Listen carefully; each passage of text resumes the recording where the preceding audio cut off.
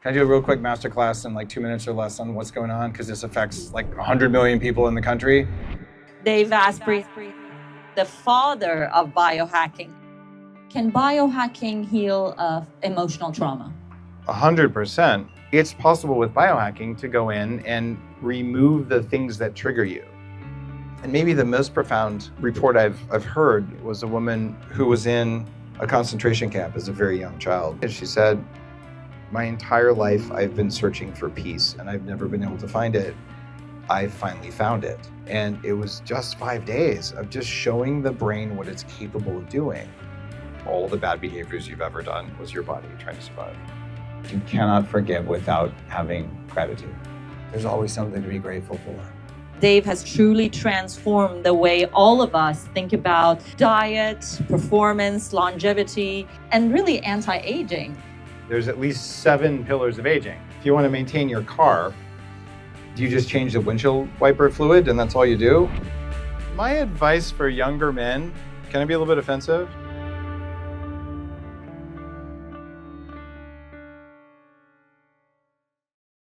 Today's a very exciting day for me personally. Happy World Biohacking Day, and we are here with the father of biohacking and human potential. Dave Asprey has spent the last 2 decades of his life experimenting with different health and wellness strategies, and Dave has truly transformed the way all of us think about diet, performance, longevity, and really anti-aging. And thank you so much for being with us today, Dave. I'm so happy to be here. There are 102 World Biohacking Day meetups happening right now around the world, which is incredible. And analysts say it's a $63 billion industry that started with a blog post and a biohacking conference 13 years ago. And to see how far it's come, it's incredible, and it's only getting bigger. Well, I think biohacking is a very trendy word where all of us at one point, we just wanted to get on the trend without knowing much about it. For anyone in the audience who's new to this, how would you describe biohacking? When I was coming up with a word to describe what happens when you take control of your biology, I wanted something that wasn't just for longevity, because old people care about longevity. When you're young, it's a good idea, but it's not as important as Tinder. And when you're middle-aged, it's important, but not as important as taking care of your family. And so how do I get young people and middle-aged people and old people excited about what can you do? And the definition for biohacking is the art and science of changing the environment around you and inside of you so you have full control of your biology. That means if you're a kombucha mom, or you want to be like the strongest bodybuilder in the world, or you want to be a CEO or a creative songwriter, or you want to learn fast, it doesn't matter. What we share in common is I want control over my biology. Or maybe like me, I just want to lose 100 pounds and have a brain that works. That's kind of important too. So that means we can come together and talk. And the Navy SEALs and neuroscientists and monks can all talk about this common desire. But ultimately, we just want to be happy and full of energy. And biohacking will get you there. So having full control over our biology, knowing that getting older is a part of being in Earth School, can we really stop aging? Why not? Good question, because why not? Because all of us, I think one of the biggest fears that we all suffer from is the fear of aging. Women, speaking from on behalf of a lot of women in their 30s, we think about aging every single time we look at ourselves in the mirror. Men, I think for them it starts later around 40s. And everybody wants to see if there is a way to stop aging. And if there is, what is that? It's probably not just one thing. In fact, in my big book on longevity, there's at least 7 pillars of aging. If you want to maintain your car, do you just change the windshield wiper fluid and that's all you do? You might want to change all the things when they need changing. And in the last few years, I've had gene therapy that makes you on average 9 years younger than you were before you did it. I just reset my central aging clock in my hypothalamus with stem cells, with just profound results. I've lost 100 pounds, 4.8% body fat. My brain runs with a response time of an 18-year-old. My vascular system is 26. And I could go on and sound like I'm bragging. I'm just saying, how old am I? Well, my lab test might say I'm about 35. The calendar says I'm 51. And when I fill out those forms and they're like, what's your gender? And there's like all these different things. But then when it comes to age, they just have like, I don't identify with my calendar age anymore, but they're not honoring my actual age, my identity of age. I'm very triggered. So aging is not normal. I don't know. Do you like the Bible or do you like the Bhagavad Gita? Like, which of these are you from? I don't want aging to be normal. Well, both of them have people who live 800 years in them. Methuselah lived 969 years. Were they just making all that shit up, or are we just doing a really bad job at aging lately? Do we age because we're taking bad care of our organs? I would say that there's a little bit more pollution in the world than there used to be. There's a little bit more stress than there used to be. We're living in a world where we still think we should get all of our nutrients from food, even though the food is grown in soil that has no minerals. So we're lacking minerals. And we wonder why we age. I don't know. Could that be part of it? The amount of lead and mercury in the air? And it turns out each of those affects a different system in the body. So if you have a happy liver, you have enough high quality animal protein, you have the right kinds of fats that humans are supposed to eat. And canola oil wasn't on the list of things that Ayurveda would recommend or that you would find in any lineage of people anywhere on the planet. So we're eating fake foods full of chemicals.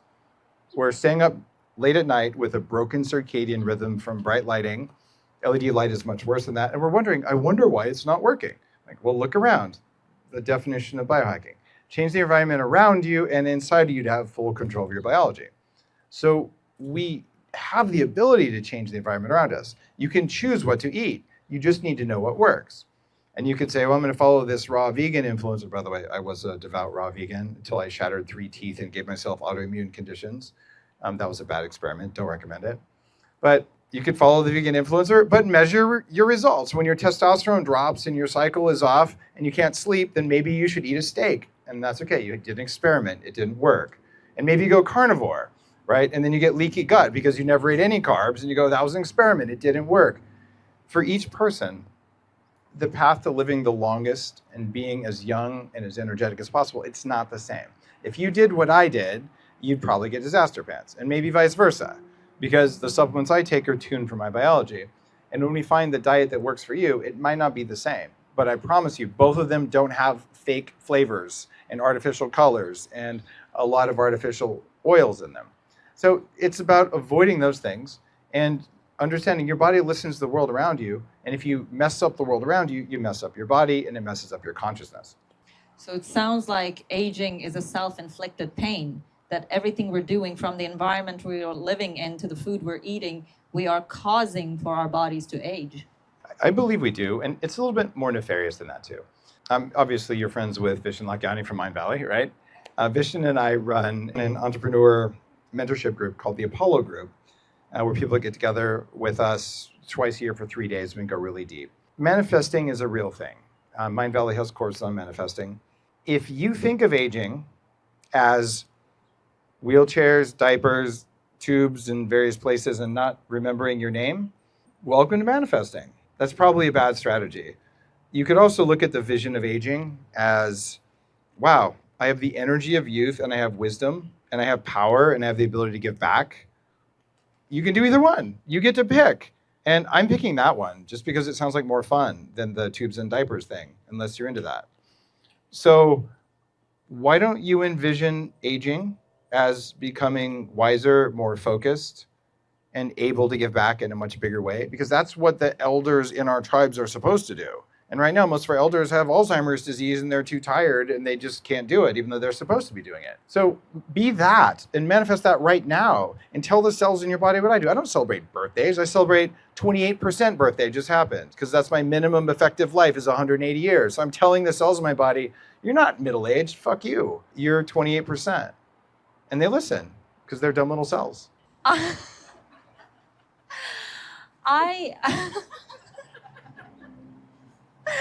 Every time I think about aging, I have the same dilemma you just talked about, which is one, the image of this lonely woman who can't even move and there is no nurse to look after me. And the other one is like, maybe if I manage to somehow maintain this level of energy, I'll be a lot wiser and I can give back and all that. But then I listened to one of your interviews where you said, if us women want to raise funding or get a raise or give a killer speech, we should do it during the 5-day fertility period. Why is that? Well, it just so happens that if you are ovulating and during that 5-day fertility window, you have a mystical, magical power over men. Everything you do is magically interesting and we'll do almost anything you say. And we don't know why we do it. Does anyone here know what I'm talking about? I see a few heads nodding, right? Right. So I said in an interview, I'm like, well, if you could just line up that big talk on stage or that fundraising window with your ovulation window, your chances of success go through the roof. And guys don't get to do that. We don't have an ovulation window where we have superpowers. So it's just a little hint for female entrepreneurs, like use what you got. Men like younger women because men are more attracted to fertility. And that puts a lot of pressure on us women to stay young. How can can we biohack men to change? I'm hearing some stories on that. Oh, so please help me. My advice for younger men, can I be a little bit offensive? Yes. Like, date a MILF. Like, if you want to really learn how to be a great lover, maybe you should be with someone who has experience. Just saying. And every man I've ever known who's taken that advice is like, thank God I did that because now I know what's possible, both for myself and for my lovers. Right? So those men seem to not mind older women. I love that. Thank you for just saying that. Just because like we do have this preconceived notion that the younger we are, the more we are attractive to men. And that puts a lot of pressure on women wanting to, just mess with their faces and do a lot of plastic surgery to stay young. And you're telling me that that is not necessarily... A lot of the time, women are doing this for other women, not for men. Right? If you have great energy and you show up and you have a feminine presence, we're not going to spend that much time judging whether your makeup is the right angle and whatever all that weird stuff is that you guys are paying so much attention to. We're like, are you interesting? Like, do you have good energy and things like that? So playing the physical game and saying, I'm just going to look younger and trick people. If you spent as much time meditating and connecting with yourself as you did on the makeup and external stuff, you wouldn't have to worry about the makeup because I've seen women who are profoundly able to attract men who you wouldn't think are physically super attractive. It's because they did the inner work that allows them to connect. So it's not as much about the external factor as you think it is. I really loved hearing that. That was very empowering to me personally. I want to talk about women and testosterone. Right. Can lack of testosterone affect women's empowerment? Yeah, if you want anxiety and depression, just have low testosterone. Do you have more estrogen or testosterone? Do you know? I assume estrogen. You have 4 times more testosterone than estrogen. Testosterone's in men and women. Estrogen is just very potent at low doses. Testosterone affects motivation, right? So not all women have the same natural levels of testosterone. So it's great if you're 25 and you're healthy and you get your hormone levels tested. You may find that you feel really good when your testosterone levels are at the high end of the range or at the low end of the range, and then you know your levels. And if you don't know, and say you're 40 and you're starting to say, well, my hormones are off, I'm going to measure it, you kind of play around. When you have this much testosterone, I don't have any of the effects of too much testosterone. You have to worry about that, growing a mustache or something. You need a lot. What you're going to do, though, is take enough that you're like, wow, I like my life. I have energy, I have libido, and I want to get things done, and I get joy from it. Because in men and women, adequate testosterone raises dopamine. And dopamine it's not the pleasure neurochemical or neurotransmitter. Dopamine gives you pleasure from pursuing something, like something meaningful. So sadly, though, once you get it, you don't get much pleasure from it. It's like, I really want the BMW, you get the BMW, it's great for 2 days. And you're like, God, now I want the Ferrari. So it's the pursuit that does it. And testosterone in men and women makes you want to do shit that matters. Do you recommend testosterone replacement for women? If your lab tests show that you do not have the testosterone levels of a healthy 25-year-old woman, and you'd like to feel like a healthy 25-year-old woman, then yes, you should do testosterone, estrogen, progesterone, and all the other sex hormones until you feel the way you want to feel. It's profoundly anti-aging and protective against depression, Alzheimer's, cancer, and cardiovascular disease. So you'll live longer, but more importantly, you'll like your life and you'll even like your partner better. It's pretty straightforward that way. A lot of women struggle from lack of motivation or they don't want to pursue any passions they have. And do you think hormone replacement can help with that? I feel like you're judging a lot of women there. I'm triggered right now. Did you guys hear that? Like judginess? Yeah. So you're saying all women are lazy? Is that what I heard? I'm saying Guys, a should we lot of cancel her women. right now? I'm just. I'm saying a lot of women deal with lack of motivation and lack of passion. A lot of humans do, men and women. Yes. And yes. But I can only speak on behalf of women Why not? Don't you know any men? because I've never experienced being a man. So you don't believe At in least past in lives? this lifetime. Oh, so I've said it. At least in this lifetime. are you a woman or a man right now? I identify as female. I'm just so messing with you right now. It's fun. Here's the thing. Men and women both can suffer lack of motivation. And it can come from several things. One is lack of testosterone or other sex hormones. But a bigger cause of this, it's a lack of energy. If your cells do a crappy job of turning air and food into electricity and into hormones and into heat, you'll have less motivation because you have less energy. So we can tackle the energy production problem, and the body may fix its ability to make sex hormones, but it probably won't. So then you get those fixed, and now you're like, wow, I feel really good. I often recommend men and women look at thyroid hormone. Thyroid controls energy, and the sex hormones control motivation and libido and desire. So if you get those two fixed and it's still not working, maybe having a mission, having a purpose, having something you care about is part of it. And sometimes having a community like this Yes. is a big part of it. If you're feeling lonely or you're feeling a lack of love in your life, love and even sexual intimacy, those are nourishment for adults. And so is food, and so is safety, and so is community. And we get all those handled, then you want to do stuff. And I am here speaking on behalf of a community that I have called Soul Sisters. And my community of Soul Sisters do suffer from lack of motivation, lack of purpose. And most of the work I do is for that group of women to figure out what is missing that is making them suffer. That's why a lot of times when I say we, it's on behalf of me and my Soul Sisters community. So that's really helpful. Is it a lack of something that makes you suffer? Or is it suffering that makes you suffer? Because there are people who lack things who don't suffer, and there are people who lack things and do suffer. Well, that was where I was going next. So discussing the physical body, now let's talk about the emotional body. Firstly, can biohacking heal emotional trauma? 100%. A lot of the work in biohacking is around let's figure out what you want to improve. And things like breath work, things like certain psychedelics, especially neurofeedback is a big part of it. Even some of the shamanic training that I've had or shamanic work that I've done, it's around healing trauma. And sometimes that lack of motivation, it's old trauma. And the thing about trauma that biohacking really helps with is this deep understanding that your body has an automated system inside it that creates reality and shows it to you. It doesn't actually create real reality. It just shows you a map of reality to help you get around in it because your brain couldn't process everything that's really there. And it runs on a system designed to be invisible and to manipulate you. And this is the system where if you put out a couch and a cheesecake or a chance to go to the gym, that's going to make the gym look really hard and the couch and the cheesecake look really sexy. And we know we should want to go to the gym, and we know we don't want to go to the gym. And that's because our invisible system has made one of them feel better than it is to change what we do.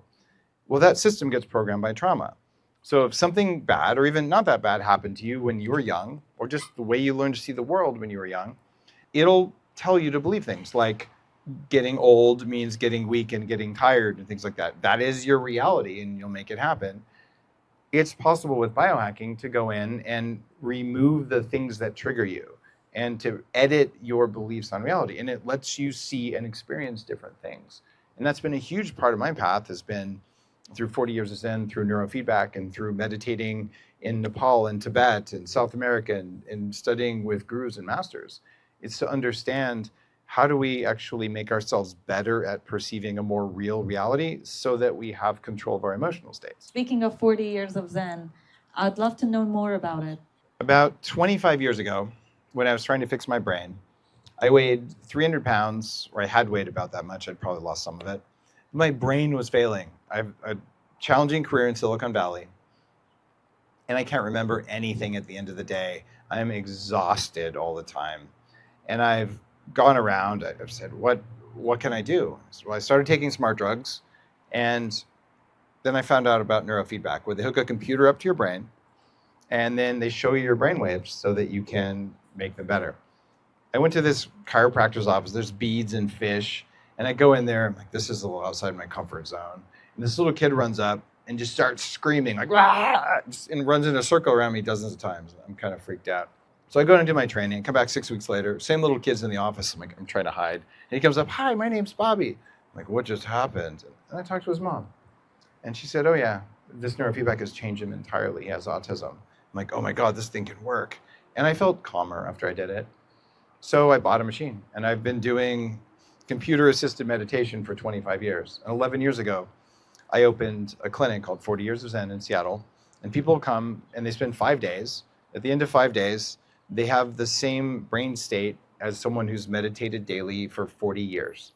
So advanced Zen master brain states in 5 days. It's because I'm super lazy. I didn't have time to meditate for 40 years. If I could just do it sooner, that would be really cool. And you learn a lot from meditating in an ashram or in a monastery.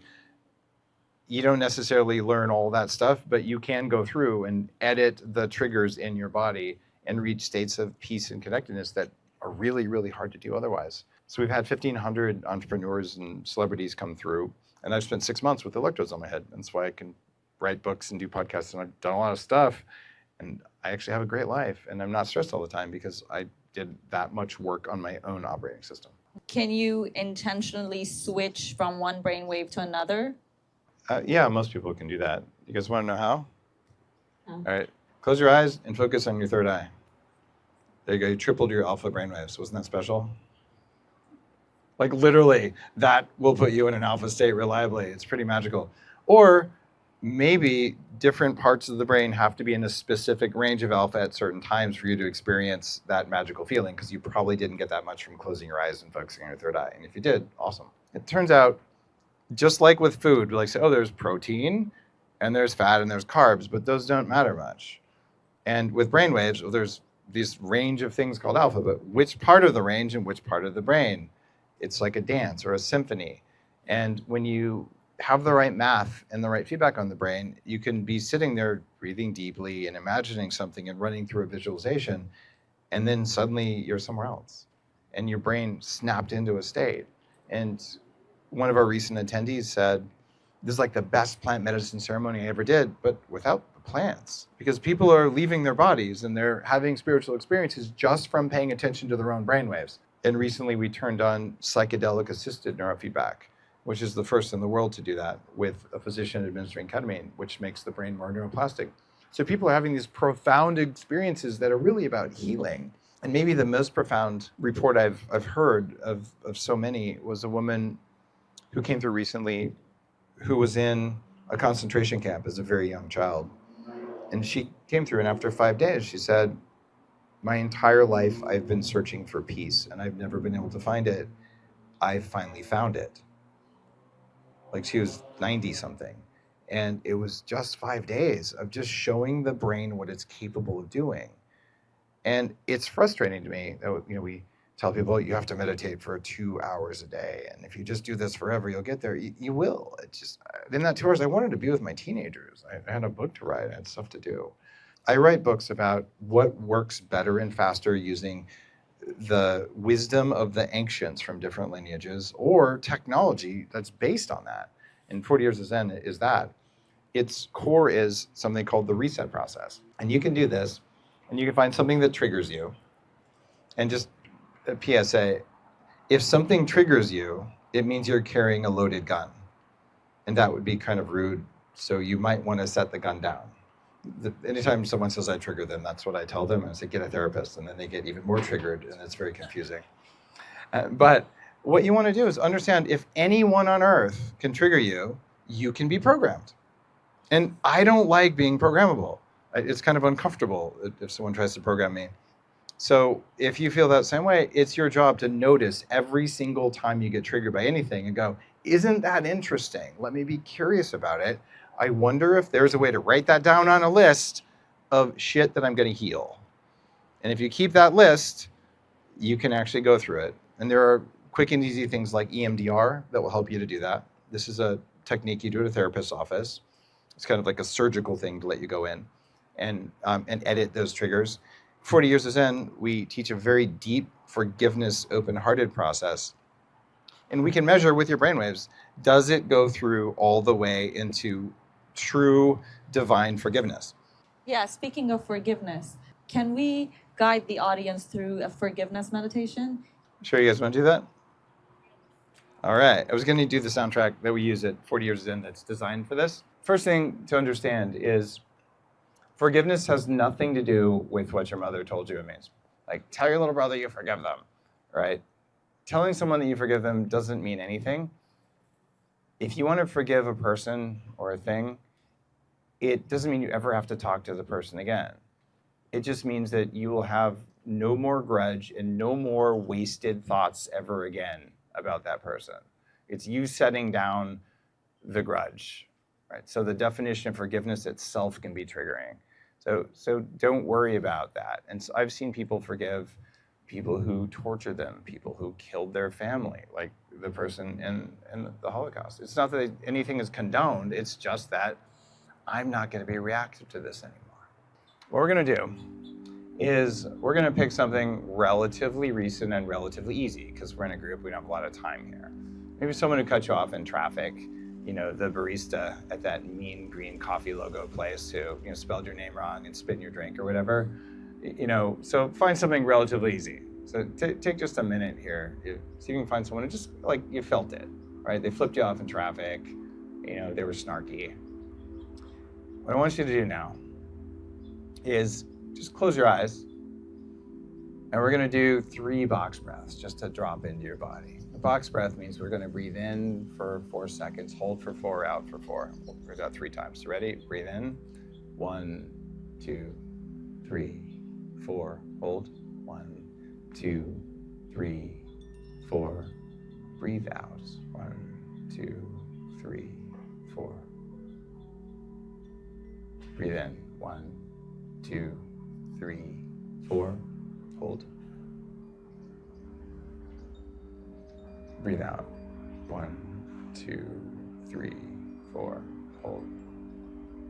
Last one. We're going to breathe in. 1, 2, 3, 4. Hold. Breathe out slowly. 1, 2, 3, 4. Now, I want you to picture the person who wronged you sitting in front of you. They can look the way they did when they wronged you, or however else you want.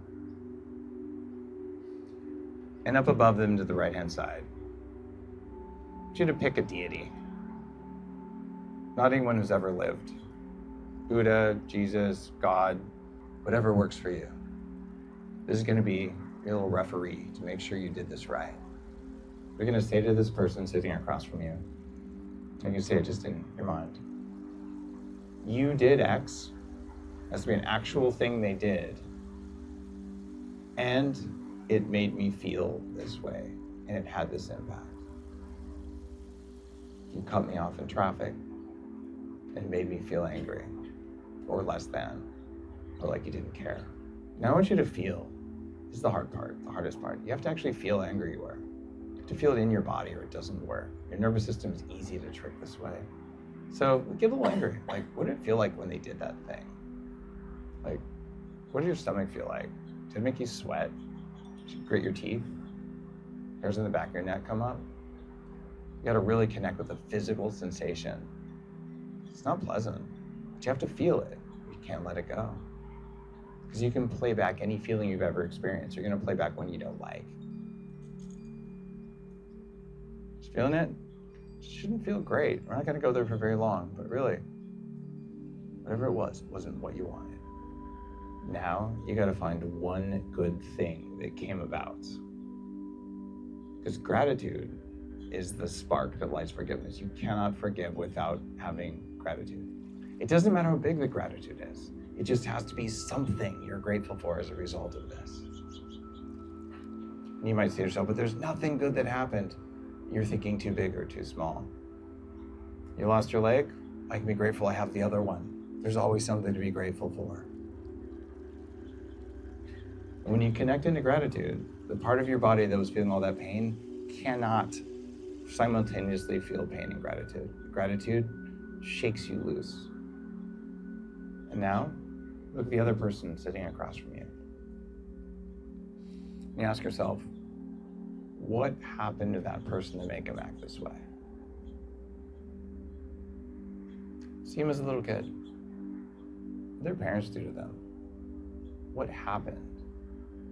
Maybe that guy who cut you off, maybe he was on his way to see his mom dying at the hospital, and it wasn't about you. Or maybe he'd been beaten as a child, and he was drunk. You don't know. It was all a story you told yourself. You start seeing that person as a fallible person who's also running a program that they probably didn't choose. And you look at your heart and you feel your heart opening just a little bit. There's 2 layers in your heart. The outer layer might even crack open. If you know how to do it, you can do that. You sort of shine it at the other person. You look into their eyes and you realize it's just another person, another flawed human being. It wasn't about you. It was about them. And you keep doing this forgiveness process until you forgive through to love and you realize we're all doing our best, and most of us aren't even in control of ourselves most of the time.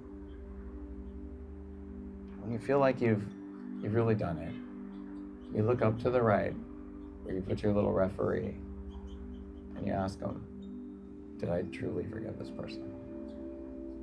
And if Jesus gives you a thumbs up, or whoever you chose, you did it. And if there's any hesitation at all, it's a sign you got to do it again.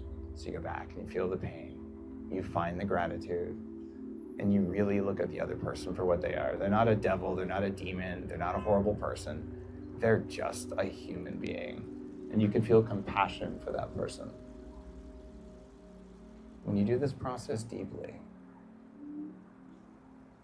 you find that the next time that person or someone does something similar, instead of reacting, it doesn't hurt at all. There's nothing there, there's no button to push. What we've been doing our whole life, we've been learning that if someone pushes that button, that we put on our big girl pants and we smile and we do the right thing. That's what we do in boardrooms. That's what we do all the time. Problem with this, everyone knows when your buttons have been pushed and you're acting nice because we can all feel it.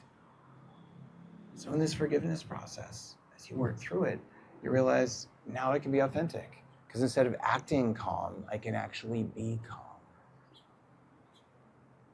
I want you to take 30 seconds and just turn towards the person next to you and say what you forgave, if you feel called.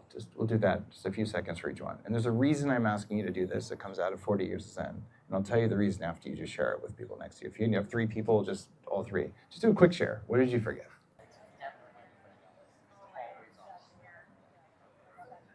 Do you guys feel that?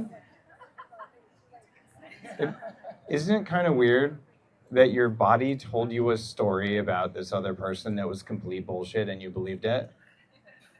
Is there anything else your body might be telling you about reality that's complete bullshit that you believe? Yes. How did your body come to believe that? Because you were raised as a small child without much of a brain trying to figure out how to survive in the world, so you just accept a bunch of things at face value? Well, we're all programmed that way. It doesn't matter how good or bad of a person you think you are. This is just the human condition. And part of biohacking is what do? How do we actually gain more control over those systems?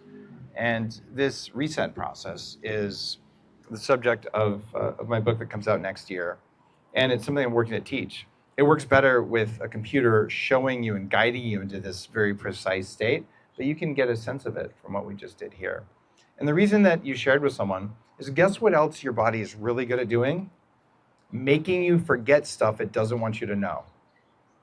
Like, your powers of self-deception are legion, and so are mine, because you ride around in a human body.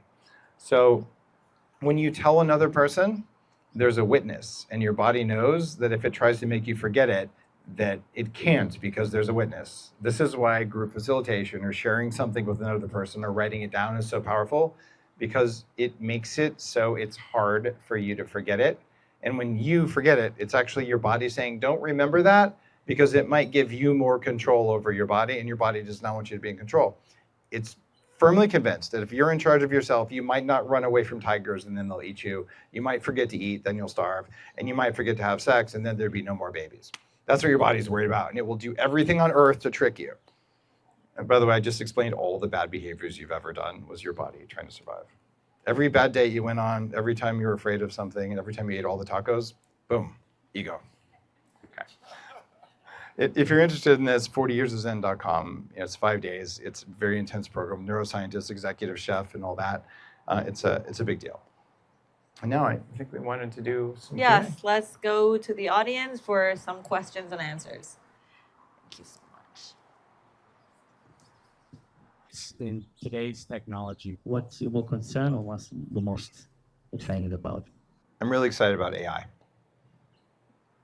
One of the goals when I started biohacking is I know damn well that the stuff I learned in Tibet and in the Andes, a good portion of it is real, and some of it's probably BS. And a lot of the ancient Ayurvedic and traditional Chinese medicine and the indigenous knowledge that we've been trying to suppress, that stuff works. But it was really hard to prove against this skeptical, big pharma kind of environment. But now we have sleep data from millions of people that shows, oh, that's so weird. We do sleep differently when there's a full moon, just like they've been saying forever, like your grandmother used to say. So we're able to now use big data and AI to just really understand the human condition in a major way.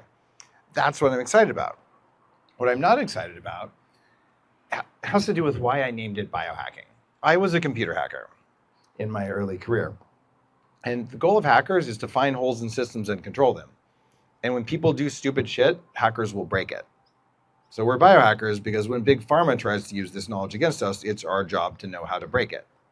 So I am deeply concerned that big companies are going to use our data against us instead of helping us use it for us. Things like brain implants. I'd like to take full advantage of the hardware I have before I decide to upgrade it. I'm not opposed to brain upgrades and implants.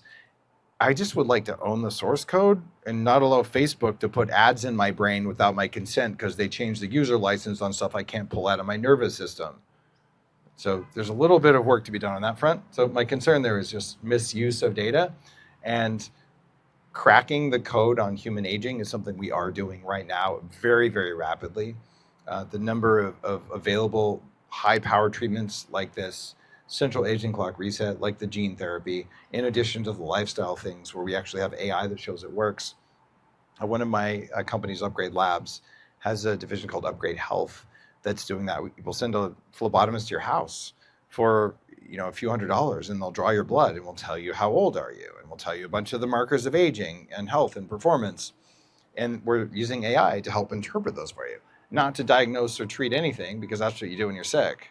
We're just telling you what kind of ass did you want to kick, and what should your lab values be to do that. And here's the lifestyle or supplement things that might get you there. That stuff I'm so excited about. It's so much easier to biohack now than it was 20 years ago. You mentioned something about neurofeedback and autism during your speech. I actually have a 5-year-old autistic son, and he has a genetic component to it. So what do you know about with regard to biohacking that could potentially help him or someone in his situation? I used to have Asperger's syndrome. I grew up in a family, my grandparents have it, especially my grandmother. So I had autism. The first step is you teach the mitochondria how to make energy at full power. If there's a genetic thing, you have to look at what that is and overcome it. You turn up the energy. A brain with autism evolves where there's static on all the lines. So you can't feel things right, you can't see things right, you can't hear things right. You're just trying to get enough information from the world to make sense of it, and your brain doesn't have enough energy anyway. So when you turn the power back on and you clean up the signal on all the lines, you have a brain that is hyper efficient. Einstein didn't have a bigger brain or a more powerful brain. He had a more efficient brain. Efficiency drives ability to solve problems. One of the reasons I can do the weird stuff that I do is I had Asperger's syndrome. I just fixed my mitochondria and I fixed my nervous system as best as I could. I had to relearn how to see, had to relearn how to move, had to relearn how to hear in order to that, even relearn how to move my tongue, which was very weird. But it's possible.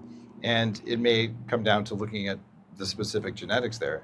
I've donated to various autism causes. I've spoken at the Autism One conference.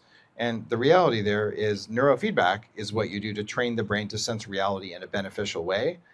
And it works much better when you teach the cells how to make enough energy. And sometimes it's removing toxins, sometimes it's adding nutrients because of genetic deficiencies. In my case, I had high levels of metals, high levels of toxic mold, and probably a bunch of other stuff going on too. But I will tell you, if you gave me a diet of American wheat, macaroni and cheese, and all that kind of stuff for a month or two, I don't know if I'd be autistic, but I'd be fat and tired, and I'd probably be quite an asshole. So I eat for my biology, right? No mac and cheese for me. And I'm wondering if you have some ideas for how COVID, and specifically things like getting rid of the spike protein that's in my body from the vaccine, and extreme fatigue and next thing years. Long haul COVID is easy. Does that make you mad? No, it Good. makes me happy. I want someone to fix it. You just have chronic fatigue syndrome. I had that in the 90s. Like, we've already hacked this. Do you know what mast cell activation is? Can I do a real quick masterclass in like 2 minutes or less on what's going on? Because this affects like 100 million people in the country. There's cells in your body called mast cells, M-A-S-T. They're like landmines. And their job is to sit there and wait till there's a threat, and then they explode. And when they explode, they're supposed to kill the threat, and they release about 100 different inflammatory molecules, including histamine and a bunch of other ones. And when you're exposed to very heavy emotional stress, a viral infection, a man-made bioweapon of some sort, I wouldn't name one in particular here, or some things like toxic mold, Epstein-Barr virus, things like that, chronic mold exposure, all these things, this system gets oversensitized. So now instead of blowing up, say when a tank drives over it, a puff of air blows it up. So the air puffs and then it goes boom and it releases all of its inflammatory things. And since all the other ones are also sensitized, they all blow up and you get things like hives and rashes and brain fog and you get really low blood pressure, which you have, right? How did I know? I used to have that too. In fact, I still do. I just manage it. So what do you do to get rid of this? For a large number of people, the simplest and easiest way is to address mast cell activation disorder, which is what long COVID and chronic fatigue syndrome ultimately are. We'll remove the offending agent as much as you can, move out of the toxic mold, treat whatever viral infection you have. If you have some spike protein on board, take some serrapeptase to deal with that. Serrapeptase is an enzyme that helps to break that up. But then you got to retrain the cells. So for 6 months, you take Claritin, which blocks H1 histamine, and Pepsid AC, which blocks H2 histamine. Take them in the morning, take them at night. You'll need digestive enzymes because you have no more stomach acid when you do this.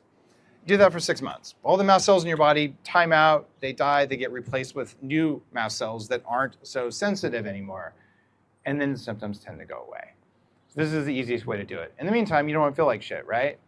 So what you do is you might want to have some coffee in the morning to get your cortisol up because that's what coffee is for. Telling people with chronic fatigue to not drink coffee is cruel and unusual. I've tried it with and without. So have a cup of clean coffee. I kind of like the Danger brand. Electrolytes in all the water you drink ever, so you keep your blood pressure up.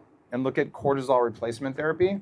Bioidentical cortisol is the same as bioidentical thyroid. It's something if you don't have it, you need it. Do whatever it takes to get your blood pressure up enough that you feel good. When you do that, you feel good as you're healing. You handle your symptoms, and if you start feeling like you're just about to really feel like crap, a little bit of Benadryl to turn off the histamine response. And if you still feel like crap, take the world's best smart drug that I've been on for 20 years that got me through Wharton. It's called modafinil. It's for narcolepsy.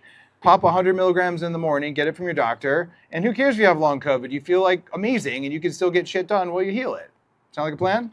There's no excuse for feeling like crap when you have long COVID. It's just a lack of knowledge.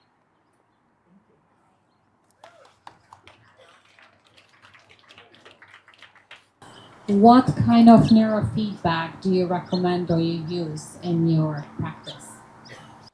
At 40 years of Zen, we use a clinical grade QEEG system to get a standardized measure of what's going on in there. And we do this at the beginning to be able to show the person, well, here's what your brain says your behaviors are like. And they're like, oh my God, really? How did you know? Well, your brain told us. And towards the end, after you've done the reset process, we work with you to help you reprogram the networks in the brain. And that's a relatively complex whole cap. It's a 3D printing cap. The reset process itself uses hardware and software that we developed in-house. So it's proprietary. And what we're doing there is a certain type of math based on your brainwaves to give you a feedback signal with certain crossovers of brain states that we look for. We also use things like a custom alpha state. Not everyone's alpha state's the same.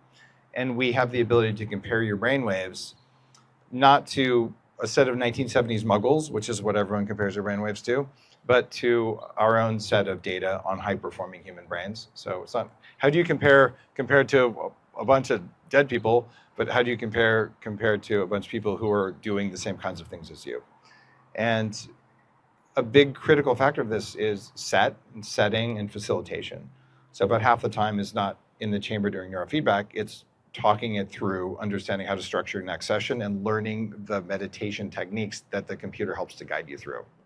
What's your opinion on mold avoidance, but about extreme mold avoidance? When people get exposed to toxic mold, like I did growing up, your mast cells actually are the same cells. Something called a cell danger response happens. And then you get one whiff of mold in a place, and your body goes haywire. And you can actually get a full PTSD response. I've been there, you have that. And you're like, I can't be around this. In fact, for me, my blood pressure would drop, and I'm like, it's horrible. It's possible to learn how to not have that nervous system response. There's a forgiveness, a reset piece. You can actually run the reset process against mold. You can do EMDR on that. And you want to get the mold out of your body. I don't think it's possible to extremely avoid molds for very long. You do your best, and it helps when you're healing. There's a documentary I did. It's free. It's at moldymovie.com. I've interviewed a dozen doctors and a dozen high-performing people who were just turned into zombies by molds, all with different symptoms. And if you think it's not real, just watch the thing, show it to your doctor. That's what it's for, so doctors can't gaslight mold patients, because there's at least 100 million structures with mold. I went from the guy with 1 hour in a moldy place, 6 weeks of brain fog, to living in a house with 42 active leaks until I figured it out. I lived for 4 months without getting sick in it. That's how resilient you can be after toxic mold. You might want to look at something called amygdala retraining, which is about teaching your fight or flight response to not be reactive to toxic mold. It's not good for you, but there's lots of stuff that's not good for you. The body's trying to keep you safe. That's what that response is. It's just not very good at identifying the mold, and it's not very good at keeping you safe. That's your job, not your body's job. So you got to teach it to calm down. So you don't need to do it, but it might be helpful for a little while. Hi, I had stage 3 cancer last year, and it was in the lower part of my body. So after 30 rounds of radiation, it killed my ability to make hormones like estrogen, progesterone, testosterone naturally. So thank you for bringing that up. I'm on HRT, but what's the best way to incorporate testosterone? Do you believe in DHEA, and how do you balance them? Because I feel completely out of whack once you're in the zone. Well, congratulations on doing what it took to survive. It takes a lot of work. There's 2 hormones that we consider the mother hormones. It's pregnenolone and DHEA. And these are converted into lots of other hormones, including estrogen and testosterone, but they don't convert evenly in everyone. There's a lot of genetics and environmental factors there.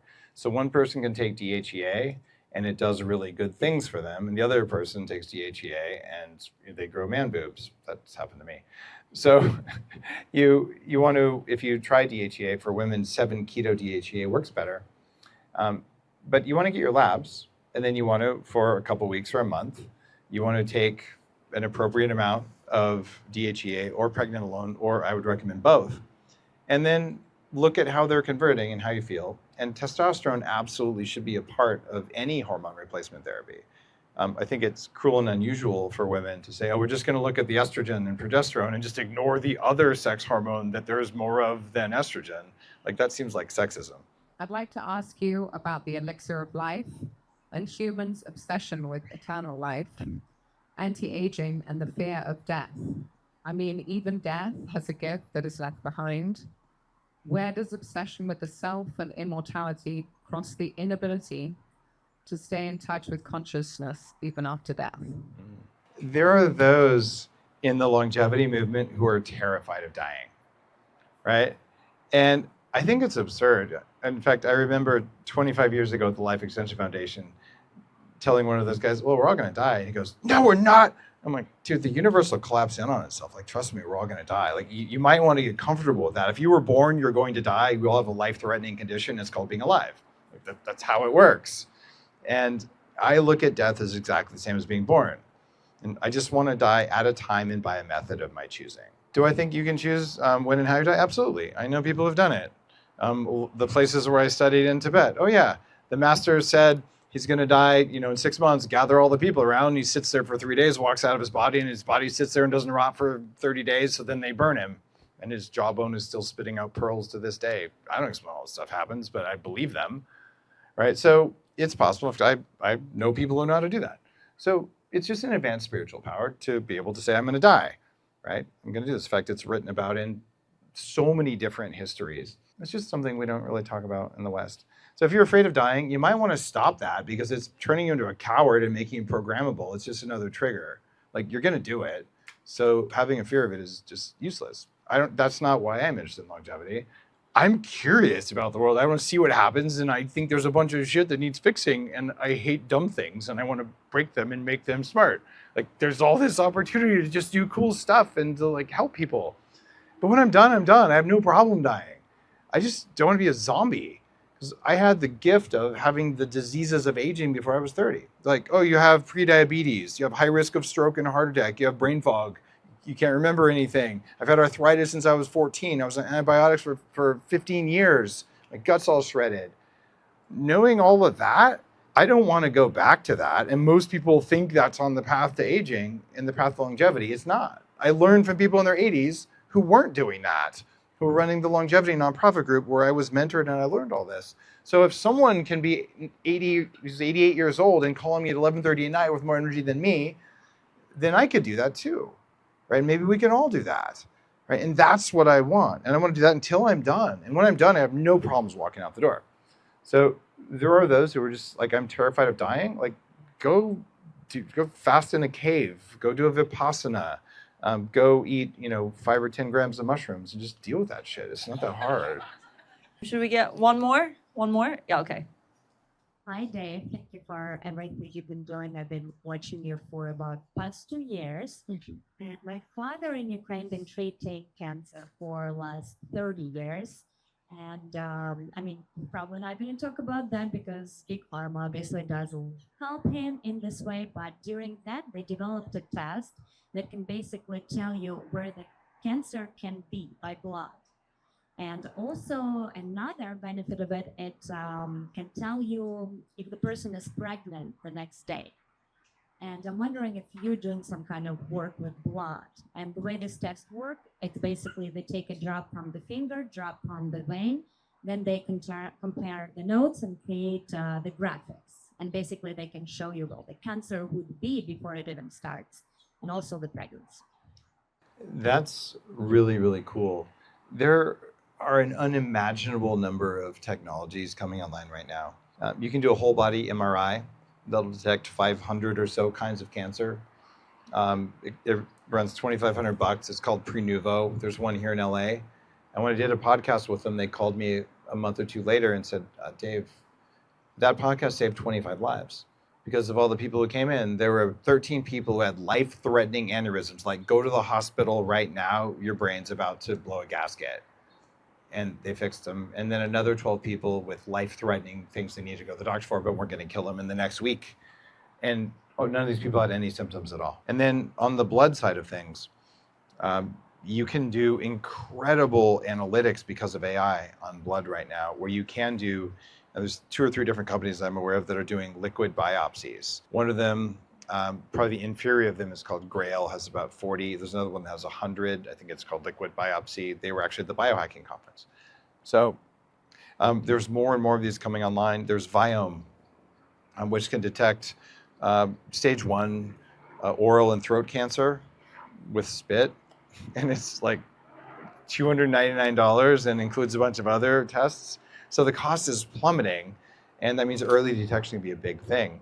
I'm not familiar with the test your father works with, but blood-based testing to find cancer throughout the body is easy. Since cancer is one of the big 4 killers that you want to avoid if you're going to live a long time, the first step is don't die, then you might want to make sure you don't get cancer, heart disease, diabetes, and Alzheimer's, because those are the 4 things that take most of us out. And diabetes is a precursor to all of those. So fix your metabolism first, and you have lower risk, and make sure that if cancer is a problem, that you catch it early.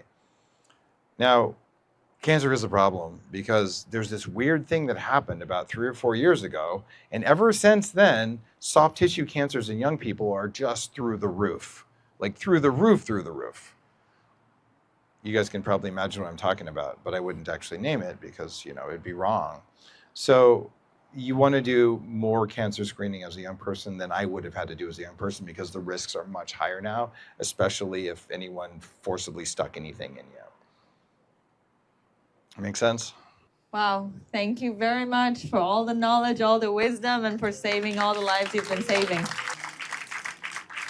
And in May of next year in Austin, Texas, where I live, we're doing the 13th Biohacking Conference. And if this kind of stuff is your jam, this community, go to biohackingconference.com and check it out. Tickets are very affordable this far out.